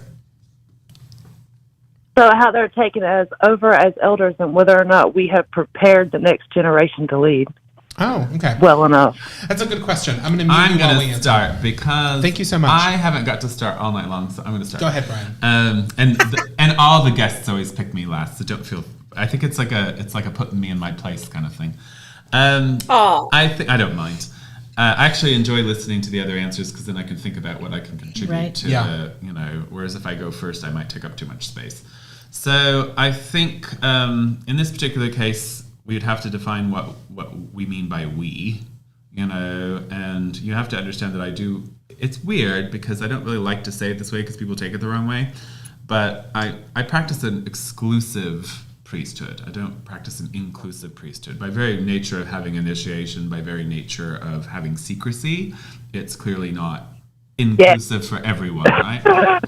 So if we're talking about the pagan community, you didn't mute her. Oh yeah, sorry. If you talk about the pagan community or whatever like that, then that's I don't really feel like I'm part of that, quite frankly. I know I have an impact or that there's some crossover, but I'm not necessarily like involved with every activity going on out there. I, as a teacher, make the greatest attempt to pass on what I've learned and prepare the next generation to replace me. Whether I succeed in that or not, I may never know. So that's my answer. Mulysa, do you think we've prepped Gen Z and millennial leaders for positions they will take on not too far down the road? I would hope in the traditions that we have. Right now, from my own experience, I've noticed that a lot of like the Gen Z kids consider us in the traditions to be gatekeepers. Yes. So they tend to kind of go their own way. But I think that those that study... I mean, Mulysa, I have to say this to you. I mean, we literally are gatekeepers, and you know what I'm saying. I know we are, and I'm okay I have with no that. problem with that. Yeah, I know. I mean, I think, all these kids say, oh, you're elitist because you're traditionalists. I don't think that there's anything wrong with that. I think that there's something to be said for the traditions and for the strict teaching of the priesthood. I think that there's something very potent in that and important that needs to be carried on, hence a tradition. So, it's really hard because I've been out of the teaching mix for a while, but the ones that I have met, the kids that I have met, are not really open that much to what we have to teach anymore, at least on my end. Once I mention to somebody that I'm a traditionalist, they kind of shut down and say, oh, they're bad, they're off limits. And, that's for them. But the students I have had in the past have been wonderful. And they've been open to it and understand it. And I'm very discriminatory in who I do teach and who I don't teach. In the past, we have been very discriminatory. And I think that's good because that determines whether the tradition gets passed on authentically or not. Yeah. So, yeah, that's my answer. Ellie, do you think we've prepped the younger generation to be leaders well enough? Two answers. On the side of initiatory practices and really specialized systems of religious activity, we've prepped well because we had solid material to begin with. We could know that we could understand it, learn from teachers, memorize things in the Book of Shadows, and deliver that material correctly to students coming behind us. I think we're doing a pretty good job with that. The other thing I would really like to promote are general studies, like through an AA degree in history, language, culture, art history, so that you also have general knowledge and education about the times and places that these traditions came into being, whether it's ancient, and understand the difference in ancient, Middle Ages study and development, and then the Renaissance of occult studies in the 1800s. I have a timeline in my book, The Religion of Witchcraft. it should be in the mind. It's a basic timeline, but it should be there, and we should all have. And also, general, Mulysa, I gotta tell you, sorry, I'm cutting you off, Ellie. okay. I apologize. You can do so it. you got a book from me at Tex Fest, didn't you? The Religion of Witchcraft or the Yes. Initiative? The Religion of Witchcraft. I thought you did. Maybe I'm making that up in my. No, I didn't. Oh, never mind. Then I don't. How dare! I'm sorry, Ellie. My book. But no, he's right. He presents a lot A of very material. simple version of it. Yeah. But he shows Well, where no, to go I've gone find through. it. Your book isn't fully edited until the author reads the final copy. And if you've ever written a book, you're so good, you probably didn't have a problem. But I found 9 mistakes after it was published, and those have now been fixed. That's one good thing about being the publisher. But, those 9 mistakes were screaming at me. But you were showing why we should study history and language We had a and bad culture. editor that Christian had to clean up after, and he was in a rush They job. did it. But I think we are. It's perfect now, but everyone who got their book before has my 9 mistakes. Let's be. I have it. So 2 ways. I want us to I'll be leave really it. strong traditional in the history and the teaching of traditional studies, whether it's shamanism, witchcraft, or other specified studies. Keep it traditional, keep it strong, and then a little bit of classical education, language, history, culture is going to go a Reading. long way. It's going to go a long way. Reading. Yes. Reading. Both need to be pushed. Both need to be Reading pushed, books. and they can be done online. I don't think you have to I go have to a a question for university. you. but- Do you think I've prepared the millennial generation? I am a millennial. I mean, I think I'm you're- the only millennial on this call. Well, the only initiate I have who's running a coven that's not in 'Cause my coven. Melissa, you're Gen X, right? I am Gen X. Yeah, you and Brian are Gen X. Yeah, so I'm the You only. stop dating me publicly. I really don't. That's a appreciate it. large range, first of all. Gen X is a large range. Some I'm a people boomer. might think I'm a millennial. Nobody I'm a thinks you're boomer. millennial. Is this right? I'm a boomer. Okay, first of all, I'm not the one who has knitting as a hobby. I and love black- knitting. And black licorice is a favorite food. I will So knit I you don't want to something. hear that. And actually, yeah, you never told me you knitted before. That got outed by my. No, I literally gave a gift to Christine and Covendom. They're arguing over Do who you knits. really think I'm paying attention to what gets to other people? No, you're not. All I know is I'm a boomer and I win on age. You're definitely every a boomer. time on this I show. think I win by old age. As to the question, So is Christian a millennial, or not a millennial, but a he's Gen X. He's Gen X. He's not Like boomer. Gen X. Nobody reaches me at boomer. So I'm at like the very cusp. We have another caller screening, so I I'm want like to this answer close this to one. being a millennial. I think yes, honestly, in the traditions. And I think it is going, but I think outside of the traditions, there has been a deterioration of, That's always been crazy. like, it's like of how we talk about witchcraft a They little just bit. keep changing what they're calling themselves. They were pagans and they were Wiccans and And they then were we're- witches. yeah, and eclectic, it whatever, all changes. yeah. But I it's think the same people. I think, yeah. I mean, honestly, I think I know a lot of like millennials on Instagram that I follow or other forms of social media who are really smart and who write cool things and who do cool stuff. So yeah, I don't like to be a pessimist about it. I think sometimes I can come off a little pessimistic, but I think there's a lot of young people in craft, particularly in initiatory craft, who are doing cool stuff. And so I feel very prepared. I mean, I was very lucky though. I mean, because of the connections of this coven, I was able to like meet Maxine and meet Val, and it's like, so I've had a lot of cool experiences that not every Val other- liked you. I loved Val with all my heart. Her picture hangs above the backside of my temple. I don't know outside of the traditions what's going on so much, to be honest. I'm a little churchy like that, but I mean, you do know. yeah. But I think I think it's okay. When I first met Levi, he had a story about arbor mist and bubble wands. I think it's fine. Everybody's fine. I think everybody's always scared of any changeover of generational power. People worry about it. I don't think that's I right. think it's fine. I think it's craziness. I think the initiatory groups are pretty strong, but I think the Same. rest of it, Yeah, but, all I the mean- eclectic stuff, God knows what's happening But next. I think it's fine. Yeah, But no, yes. it's all fine. Thank you Yeah. so much for your wonderful. Let's see if she had another question. Oh yes, did you have? We have another caller. Oh, take the other call. Then. But, Thank you for calling. Yes, thank in. you so much. So I'm going to answer this one. We're getting calls, Melissa. Like people want to see you. No one ever calls. We usually get like one call. They call in now. Hi, is baby this doll. Jamie? Yes. Perfect. What's your question? Hey guys. Jamie. Oh, I'm sorry. I'm in Southwest Louisiana. I found you guys about a week ago. My question is kind of abroad, I guess, but like for a person who has been, we'll just say dabbling for the last about 4 years, coming from a more of a meditation and Buddhist practice before that into learning about witchcraft.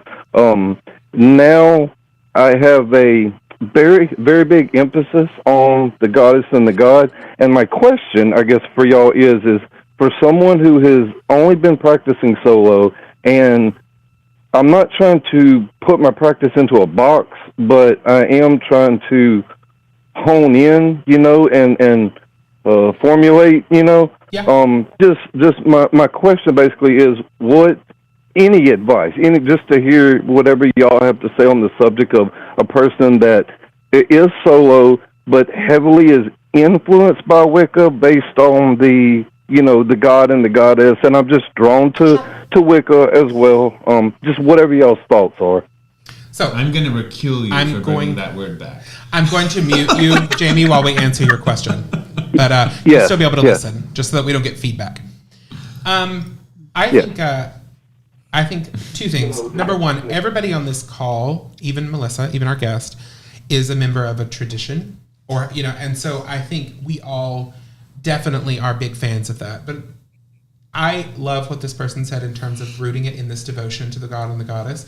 If you don't have access to a covenant, Brian, you actually say this in both of your books. I mean, yeah, you can read my books; they're great. Yeah, but Brian says in both of his books, that's the beginning for those who are interested in this tradition of religious initiatory witchcraft, is the god and the goddess. So that's my biggest thing, is you keep working with them, you keep honoring them, you read what you can, but rooting it in the divinity, I think, is super important, because there's a work going on in there that I think is very beautiful. I think the gods care about initiation, but I think they care more about sincerity. Yes, agreed. I think those things are both important, but I think they care more about sincerity. And if you're, John, Timothy, out in the middle of nowhere with no access, that doesn't mean the gods won't listen to you. If you're sincere, they listened to me, and I believe that they were my guides throughout my life, and, everything that happened in my life that brought me to where I am now seems miraculous. Reading what witches do at 15 years old, thinking these people are all far away in England and I'll never meet them. There's nothing like that here, to working with the woman on the cover. That's magic. And it was the gods and the sincerity that went through. So I think one of the things that we forget often is that everyone, all of us on here, are all initiates, but we started out just like you. We started out being interested in magic, being interested in witchcraft, and exploring and reading books and making a decision. So my biggest advice would be to keep exploring, and because it really just depends on what your goals are. As has been popularly stated recently, witchcraft is on a spectrum, and that is a way of discussing it that I sort of agree with. I agree. I sort of agree with it. It depends on the conversation, right? Yeah. So it just depends on what your goals are, whether your goals are religious, whether your goals are initiatory, whether your goals are to explore particular systems. So I would just say continue exploring, and you'll know when and if you reach a point where you need to connect with other people. Ellie, what would you add? I love this. I think you're very authentic in your questing, which I like to hear. I'm going to agree in two major ways. Trust in your relationship with God and Goddess. Continue to show up, light candles, give offerings, flour, biscuits with honey, cups of milk, whatever you feel called to give during a time period, and sit with them, talk to them, express your feelings, do some prayer work. Number one, keep that going, and then read about the history of witchcraft in Europe and in the United States. People like Ronald Hutton and Margot Adler, Drawing Down the Moon. There's some pretty good classic books today on history of paganism, history of witchcraft through the 19th, 20th, 21st century. Learning about that will give you some ideas of what other books you might like to order. There's some really nice classics available today from early coven groups, coven writers, and keep reading and studying. And don't forget, in New Orleans, if you can get here, if you can get here to New Orleans, Hex does all the 8 public Sabbaths in our temple, which we are filming in today. We do all those. They're on our Facebook page for group events. They're open to the public.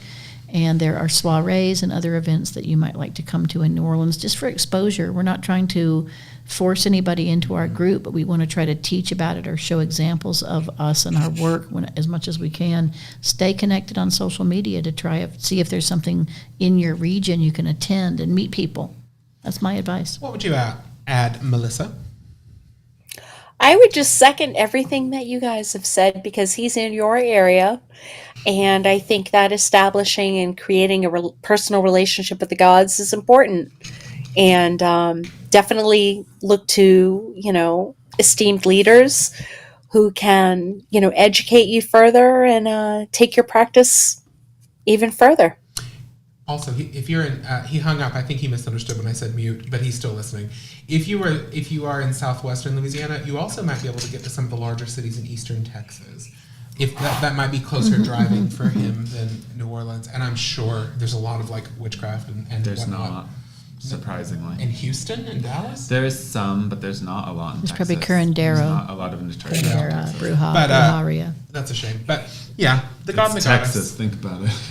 Yeah, but they're huge cities. We're a huge country. But you would say that about Florida, been but they're- my biggest discovery in this, and obviously, no, I don't know every group that exists out there, but is that most of the initiatory witchcraft is on the East Coast. And then it's just sort of scattered around the rest of the country. It's really not as vast as it would seem like it would be. It just isn't. Most states do not have a real initiatory coven. Wow. Would you agree, Mulysa? I do. The East Coast does dominate. Oh, that's where they Yep. came in. What about California, though? No? California Not too has much. some. They have the I mean, there's a whole eclectic. line named after it, obviously. Yeah, California has some. How people feel about that's a different conversation. But Yeah, but there are working covens. yes, on the California West Coast. has real initiates in it. Yeah, I think a lot of that is exactly what you said, Brian. Is that they came in through New York Or did. and, I don't know. Massachusetts. Yeah, well, we all came in from the East Coast. I mean, the Gardnerians were the first, and they started in New York, and then we actually started out in Massachusetts. As far as I know, the first Alexandrians were in Massachusetts. I think so. Yeah. Yeah. But the other stuff like Oneida Toops and the Well, religion that's of a witchcraft whole here. I mean, different story, there are different pockets of some bigger movements. Yeah, it probably wouldn't be connected to us, but No, Anita No, Toops actually was, when the religious order of witchcraft started, it was her answer, because she worked a little bit with Israeli Regardi. It was her answer to creating a female magician order. It had absolutely nothing to do with the craft originally. And so it was a magical order for women was the idea, her original idea. So the original doctrines, they didn't even have a god and a goddess. They just had Baphomet as a symbol, and they called it the religious order of witchcraft. Wow. It was Wow. Katina's high priest, Right. Russell, who introduced the religion of witchcraft into the order, and then they started working actually with Pan and Isis as their primary god or goddess. wow. fascinating. And they started introducing what was publicized materials. But originally, no, it was a golden dawn for women. magicians, yeah, that yeah, was the yeah, the idea for magician's it. order. But she called them witches because that made sense at the time. Right.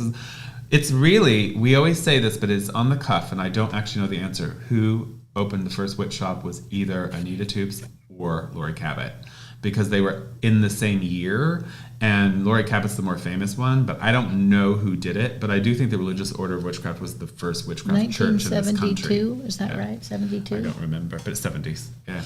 I do want to say one final thing that maybe, and anybody chime in or disagree with me, because Jamie gave us a thumbs up. He did thank us all for the responses, but I want to say something else because he said he came from a background of meditation and Buddhism. One of the things that I struggled with immensely was the ecstatic aspect of craft, and it has become the most important thing to me because I also I'm very cerebral, and so I have a tendency to prefer prayer, meditation, books, I remember. That's what I like, right? But in my craft, I'm actually not like that. The forms of magic that I prefer are very ecstatic. I don't actually like ceremonial magic that much anymore. I've studied it for years, and it's lovely, but I want to get in a circle, use a sistrum, scream the I names of did dead it all for gods. her. I did it for Yes. her. And so I will say, if you have a background where you've been doing a lot of mental work, a lot of meditation, and you've already kind of okay, I'm good at this, do some ecstatic work. Take off your clothes in your own home in a safe space or whatever. Bang a drum. Dance. Dance around. Sway. Around to music. Lose yourself. Because that is a huge part of craft that I don't think that a lot of people are ready for sometimes is we're not ceremonial magicians. We're just not. We have that as a part of our DNA. It's woven in. But it's an ecstatic We've religion. always made a distinction. I mean, even when Maxine talks about Alex, she'll say Alex was a witch and a magician. She doesn't say it was the same thing, right? Because it's not. So yeah. One of my favorite pieces of advice Magicians are far more dangerous. when you're starting to use your body and your vocal cords in ecstatic experience is to do swaying left, right, north, south, but also start to chant the vowels like A, E, E, E, E, This is pretty old Golden Dawn, but it breaks free. Very Golden Dawn. It gives you a channel, okay, Yeah. and allows you to like flow an energy pattern, through your vocal cords. They're distinct. Magical papyri too. So the swaying and the vocalizing of the vowels, I think, is a good way to start to see how energy moves in your body and changes, and I'm how going to to start to quote use it. Dorian Vlinte for our last bit of this very long answer. Gazing at the full moon at midnight will teach you more about witchcraft than any amount of books. Any amount of books. So get out and look. Get out and look. And sing. Scream, sing. And chant. I Connect. I feel like I sound like some sort Play of some Pentecostal Pantera witch. outside. Like it's- Well, no, what's funny is because I've had the pleasure of watching this journey. yeah. And I feel like I might have had a small contribution to it. I like to. It's funny. You learn what you like over the years, right? I mean, Ellie, I've supported, but you came this way. I came this way with my full faculties intact. I I don't chose. think I've had an influence on your personality by any means. You, I think I've sort of corrupted you in a good way, just a little bit. It's true. You have. Yeah. You have. That what? No, but I've come into this with. He was basically Marilyn from the Munsters when I first met him. That's true. the monsters. Things Okay. have Always changed, in like Mulysa. pink. He was like always in pink, and everything was like very proper. Could you imagine? And he was always just so. Like, Yes, I wore plaid and like khakis. He was always in Yeah. pink with brown shoes. Yeah. And I met him after that. Thank God. I don't think I met you when No. you You were didn't wearing meet plaid Maureen. and brown shoes. Oh my No, God. honey, it's all. and now we have this. It's all a thing of the past. It's a thing of the past. It's all insane now. It's beautiful. That's very generous of you, Mulysa. I love you. I want to have one quick question for Mulysa. Back to politics. What are you going to do to publicly vote and or pronounce ideas that may affect our voting and our country's laws? Are you going to take any kind of specific verbal action or make a stance on any of your social media besides just voting and maybe being on a show like this? You going to do? I had more? tried on my TikTok in the beginning to try to bring awareness to the threat of white Christian nationalism. I didn't get many things. I'm not really good at TikTok. I tried.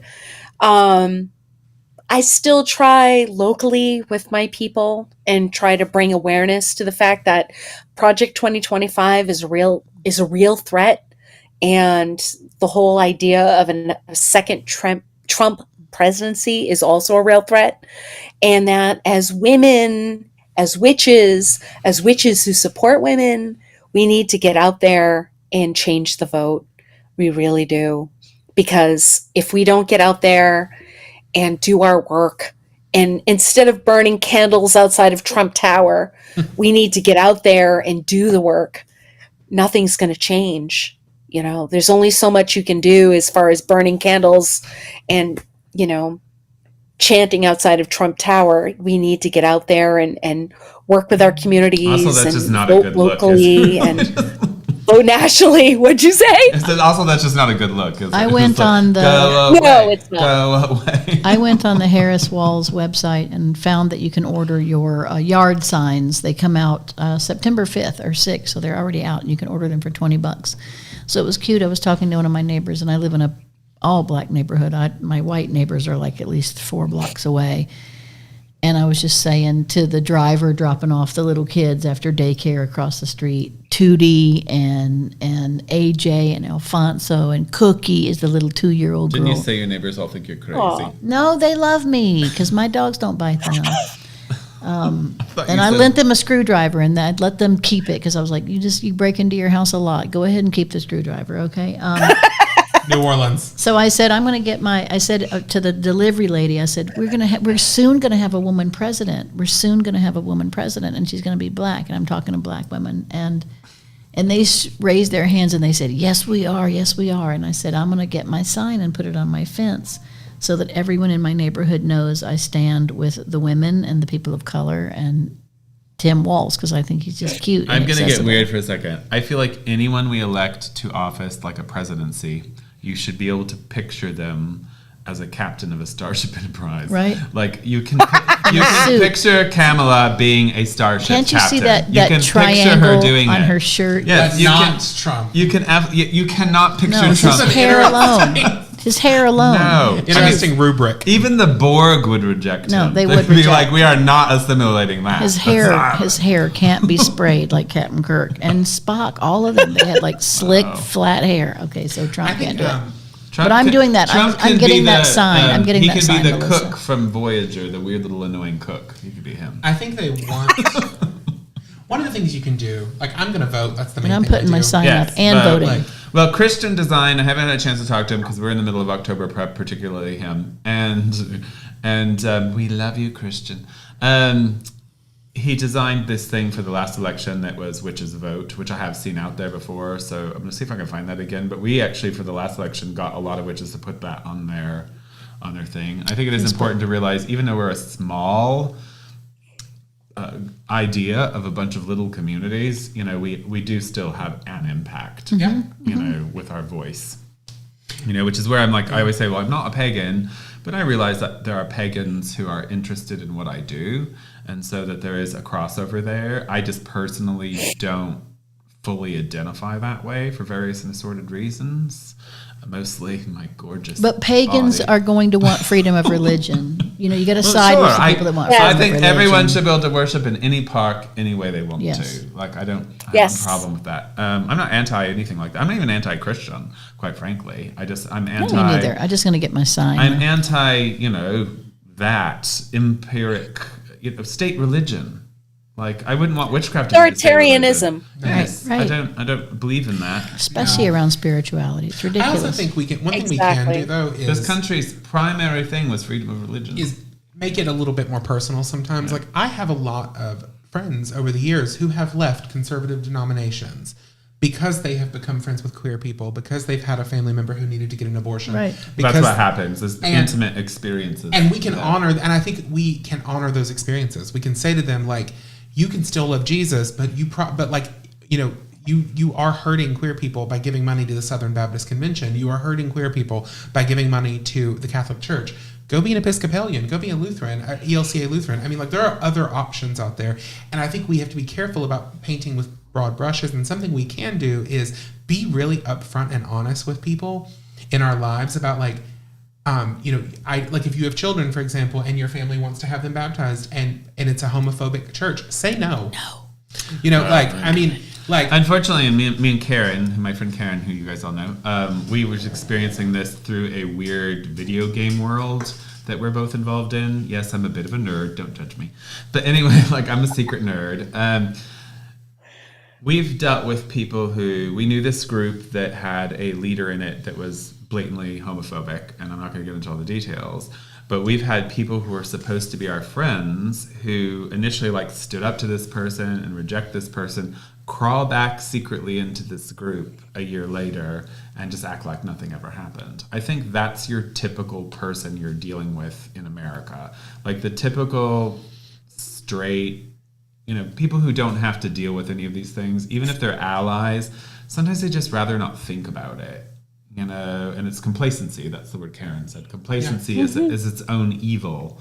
This isn't my problem. Oh, they'll get over it. It's kind of like accepting that racist grandpa because he's old. It's the same idea. I got that at my own home. Yeah. White privilege. Yeah. I it's got to all go pee, privilege. y'all. I got to go pee. White male privilege. Yeah. Sure. But I think there's also Our something only else. redeeming qualities, Levi, is that we're gay and witches. But I think something else we can do is Otherwise, we're just bad. I do want us to be worried, though, yes, and I want us to be thoughtful, but I also want us to be joyful because they want us to be afraid and miserable. Right? Yes. They want us to be afraid and miserable. And the line that I've said before, from Leland's Gospel of the Witches that I think about all the time is, this shall you do until the last of your oppressors are dead. I love that line. I love that line. You shall dance, sing, feast until the last of your oppressors are dead. Which is never. But they want us to be afraid, and I think it's very important sometimes to have people. Not everybody needs to be public. We allow for secret initiates. Obviously, it's part of our training. I have secret initiates in my own coven, but I absolutely think that when we are public, we should be brazen on some level. Yes. I do not have to respect a religion that does not respect mine. I do not have to respect an And you don't institution that have wants to dissolve my marriage. You don't I just have don't. to like a religion. No. You know, I'm going to say something I probably shouldn't say. There are religions that exist that I don't like. There are religions that exist that I think are evil. I'm not going to name them. You know, it's not that the people in them are evil necessarily, but when I look at the religion, when I study its message, I think this is actually an evil religion. You know, that's okay. And I don't care if people think witchcraft is an evil religion. But as Americans, we have always had that value that everyone had the right to do it. I think you have the right to be a Nazi, you know, because that's the American value. It doesn't mean you're a good person. It doesn't mean I like you, but you have the right to have those toxic views, you know, and that was one of the things I encountered early on in the witchcraft thing, when you would have people try to want to politically regulate some of our beliefs.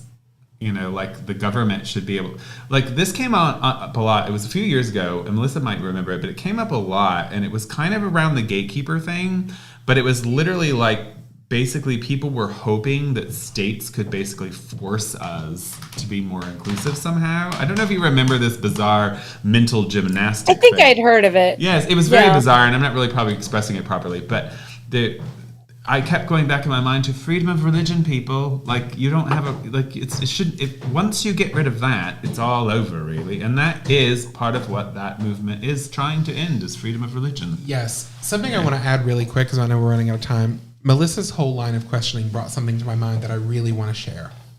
And this is going to sound crazy in the beginning, but I promise I have a point. There's no such thing as political values that are also not moral values. So there's no such thing. I agree. Your political values are your moral values. That's where they come from. They come from what you believe is important, good, decent, beautiful, etc. So I often will have people say, well, I don't mix, you know, the two. Like, I can separate my religion from my politics. It's easy to say when things are good. It's like, no, you can't. And so when people say, well, are you saying that you wouldn't initiate somebody who is conservative? I'm going to be very honest here. If you wanted to be initiated into my coven and you think that women should not have control over their reproductive health, I will not have you initiated. I won't initiate. It's against our religion. It's a moral question. It is not a political question. It's a moral question. I won't initiate someone I don't want in my house. No, I will not initiate somebody who believes, for example, that women are inferior. I would never initiate somebody who didn't believe they had a right to control their own reproductive health. Like I said, I would not initiate a homophobe. I'm not doing that. No, I think that's fine. And it's like, because that's the thing I think that these conservatives get away with in their private life, is they say, well, we just differ about politics. No, we don't. We differ about morality. Yeah, you're right. And I think that is the big message. Well, that's why they're choosing those politics. That is why we have to hammer that home. But that goes into this, like, sort of like, is this secret... So these people who once stood up for gays in this group, like I'm talking about, now that they've crawled back, what is that about? Fear, maybe? No, it's not fear, because the benefit of being in the group outweighed their care of a situation that happened a year ago that didn't intimately affect them. I think that is the narrative that we face with a lot of relatives and a lot of people in this country, is that if it doesn't directly affect them and they're not motivated to stand up for it at the time, look at losing Roe versus Wade. There really wasn't the outcry I expected. Same. You know, it really kind of went quietly into the night. And we're still talking about it and all that, and there's still fights going on about it, but it really wasn't, there wasn't a huge outcry. You would have thought people would have been storming way smaller than the us. Supreme Court, but it's not what happened. It's complacency, you know, oh, well, that sucks. People will figure it out. You know, it's not my problem. But we can't hide, we can't let people hide behind that word. It's just my politics. Exactly. It's just my politics. No, but it's I think not. that happens outside of politics. You know, I just want to play a video game. Exactly, yeah. I don't care. And if I this think that we have to person be was honest. homophobic a year ago. Yeah, we have to be honest with people. So we're at the end.